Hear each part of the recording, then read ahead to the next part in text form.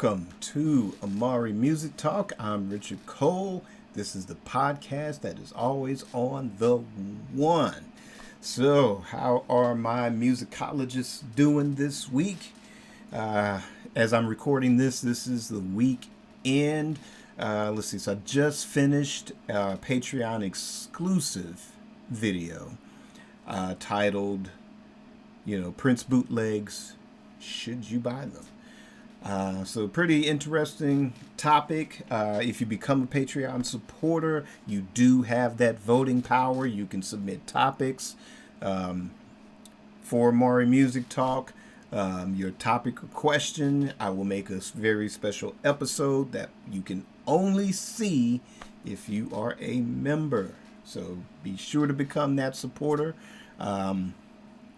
Still have the 7-day free trial, even at the $1 level. May do some other special promotions a little bit later down the line.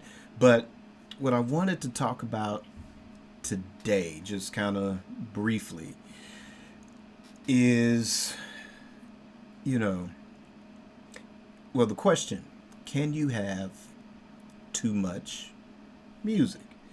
And I'm sure, the answer is duh. Yeah, no, you don't. No, there's never enough. Are you crazy? But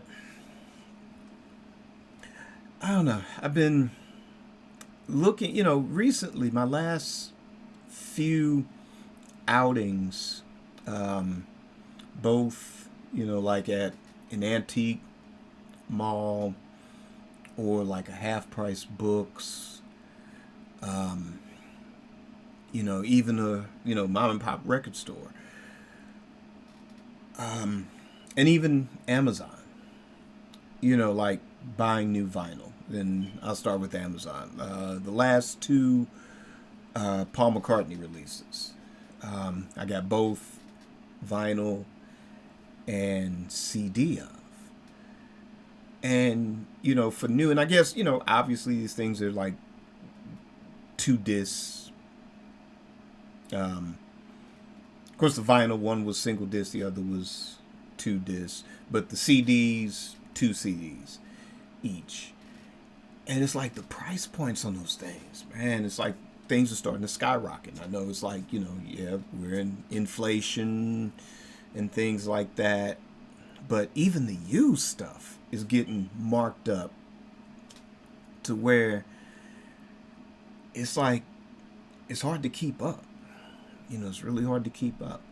Like, I lost a lot of vinyl, or I was, if you've listened to the show before, you've heard me talk about this. Somewhere around, I can't even remember now. 2000s, early 2000s or something. I just noticed like half of my vinyl collection was just gone.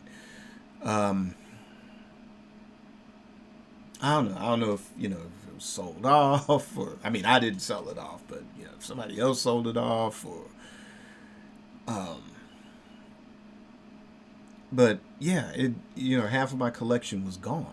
And, since about almost 10 years ago, I just decided to like try to put it all back, so the stuff that was missing, try to fill that void and get it back. And I think I got like about 80% of it, 90% of it back. Now about 80% of it back. And then like I said, in that time frame, vinyl has become more and more popular. So there's been new things like Record Store Day. But even with Record Store Day, it's like, again, price points, availability. And then it really comes down to the question of, do I really need this stuff? Like that. So, I don't know. I just thought, like, now, at this stage, it's just kind of like whatever my favorite artist, So, I don't know. That can be 5 to 15 to 20. But a lot of stuff, like, of course, Beatles solo stuff, Prince associated stuff, Time, Jill Jones, Madhouse, that type of stuff. Gotten into Frank Zappa. I had known about him, since I was a kid watching the Monkees reruns, and he was a guest on that, and was even in their movie too. Had a little small part in their movie as well. And then in the '80s, with his fight with the PMRC over censorship, and him in the '90s, right before he passed, talking about, beating the bootleggers and stuff. So I just, but I didn't start listening until really about 2009 is when I really started listening to him. But just within the last couple of years, really gone out of my way to get some of his albums. And, so again, that's, like for me, those artists, those type of artists, Funkadelic, as far as like CD, I used to have the Westbound era Funkadelic on CD and had to get rid of that. I did have to kind of get rid of. But again, slowly trying to put those back. So P-Funk. So things like that. Like I said, when it comes to those artists, if I could find the vinyl really, really cheap, like I said, probably like Antique Mall or something like that, cool, but, and maybe that rare occasion, maybe get the new vinyl, but I don't know. It's, it's becoming a bit much. And too, like, the box sets, those things. Again, those kind of legacy artists that I'm really, enjoy listening to. And if I just have to feel like I need to complete the set or the collection or something like that, or just get the ones that I like, yeah, do that. But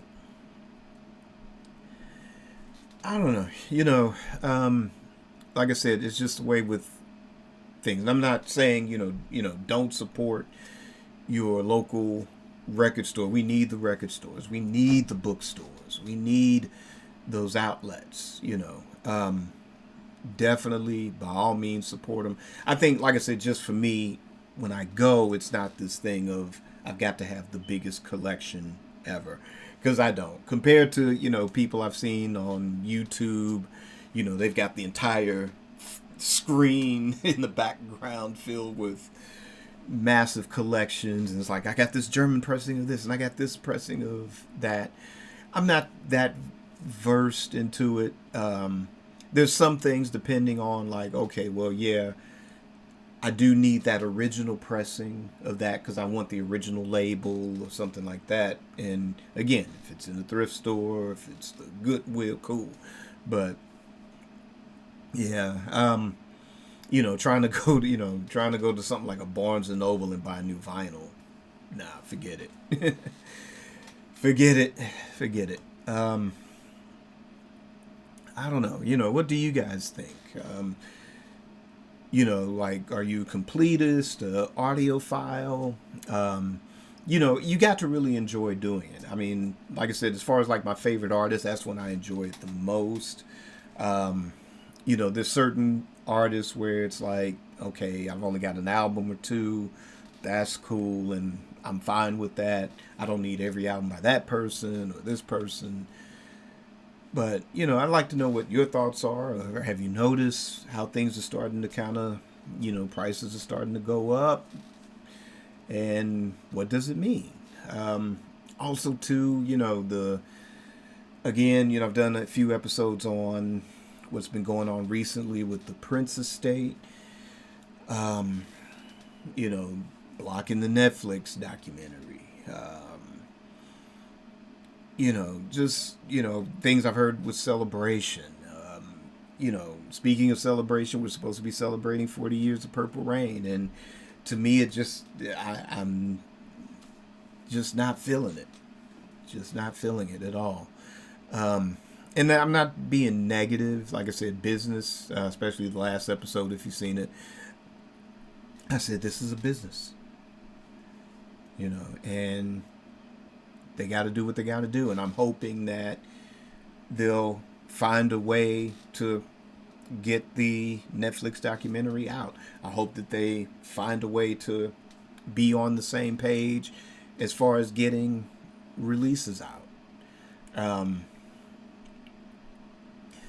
there should have been, to me, I feel there should have been some announcement because we're, in July? And maybe it's still not, maybe it's still a little too early. If you're trying to get a Purple Rain Super Deluxe in time for the holidays. So meaning that if you announce it in August or announce it in September, then it'll release October, November or something like that. And, good stocking stuffer. Good stocking stuffer for you. That'll be cool to do. But I don't know. Again, like I said, what do you think? Is it getting to be too much or not at all? Or I don't know. Leave me a comment and let me know your thoughts. And I guess like the final rant. I don't know if it's a rant or I'm just off the top of the dome today. But I was really thinking about that as far as music. But on the flip side of that, and I've mentioned this quite a couple, maybe the last episode. I touched on it on the Patreon episode about Prince bootlegs, but I don't know, or I don't understand this sort of fear amongst some of the fan base, some, not all, where they're worried about their mortality in regards to Prince's vault. Like I'm not gonna make it before I hear every single thing in the vault.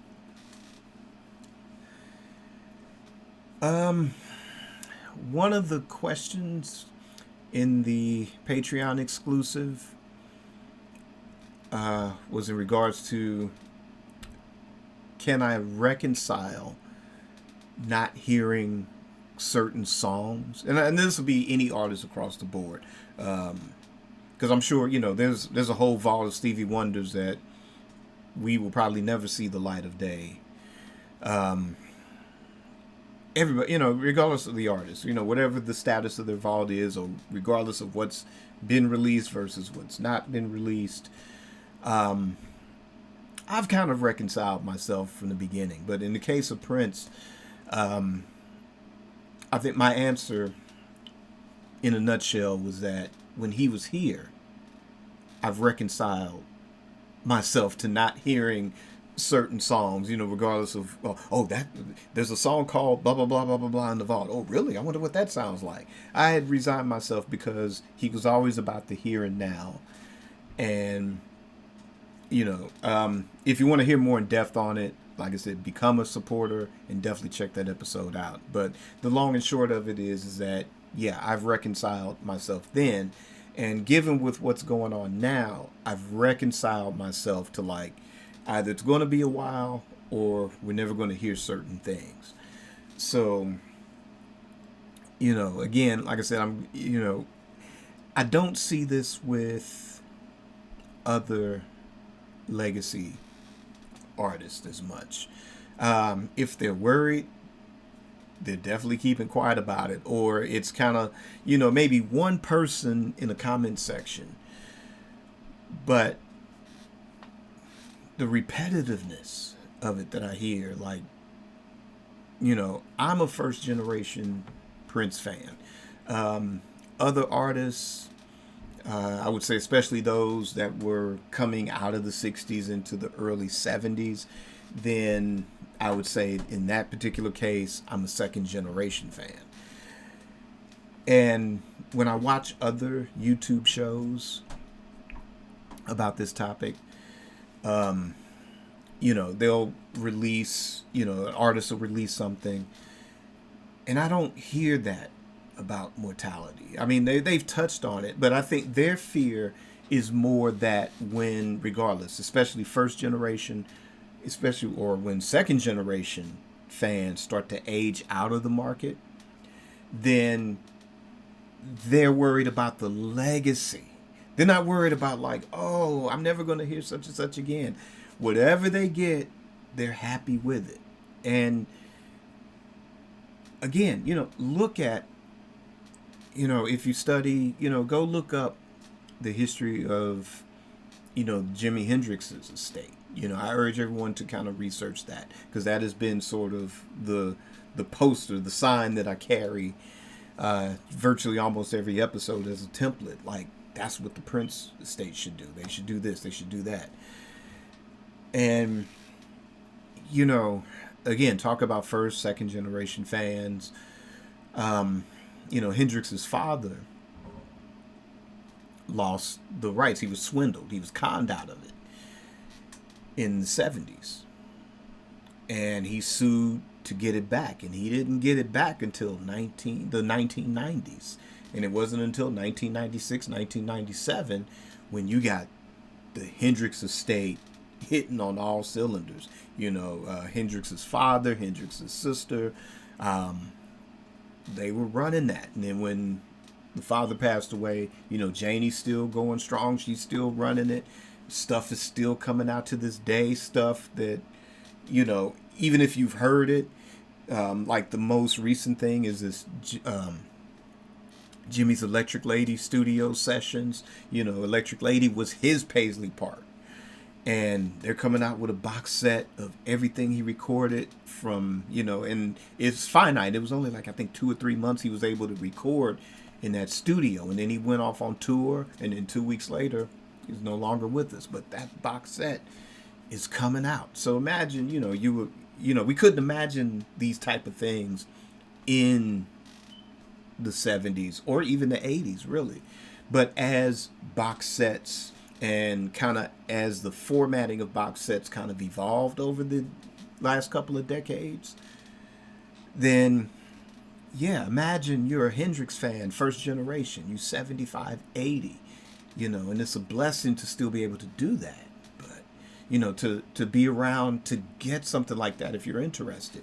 Like I said, I think maybe more the second generation fans, we're more audiophiles. A lot of us are musicians, ex-musicians, and we love that stuff. We love to have that stuff. So it's exciting for us in that. But, I don't know. I don't have all the answers, but,